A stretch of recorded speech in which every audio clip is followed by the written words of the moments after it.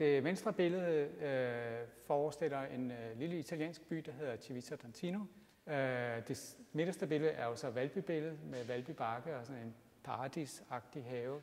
Og det sidste billede er så en lille by, der hedder Bargemont, som ligger oppe i bjergene lidt nord for Nice, og som er et sted, hvor jeg boede et halvt år. Det, der er fælles for de her tre motiver, det er bjergmotiver. Og så kan man selvfølgelig sige, at Valby Bakke er et bjerg, men det har jeg så valgt at fortolke det som her.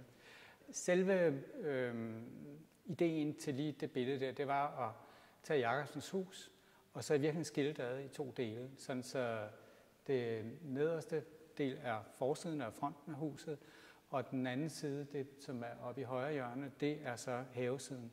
Så jeg har sådan taget det samme hus og skilt ad i to dele, så det ser ud som det er to forskellige huse. Og så har jeg så faktisk sådan været ude og kigge på haven og fotografere haven enormt grundigt. Og så i virkeligheden også skilt den ad og sat den forkert sammen igen, ikke? Når man vælger de her tre bjergmotiver her, så er der jo ikke så langt til dansk guldalderkunst, og hvad de også klart er inspireret af, og det er også derfor, jeg fik de små pensler frem. Det var selvfølgelig fordi, at jeg var optaget af, om man kunne etablere ikke et nyt guldalderbillede, men male på den samme måde. Skriften på billederne, som jo er skrevet med tavlekridt, fordi billederne, når jeg starter med helt sorte, er sådan de første idéer og de første små skitser, og det kan være alle mulige forskellige ting, som jeg skriver på billederne.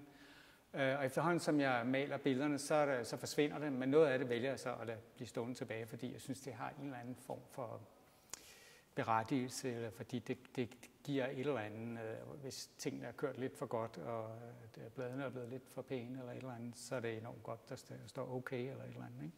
Altså sådan, så øjet bliver afbrudt i sin forståelse af, hvad det egentlig er, vi ser her, og beskueren må simpelthen stille sig selv nogle spørgsmål til, hvad det egentlig er, der foregår her.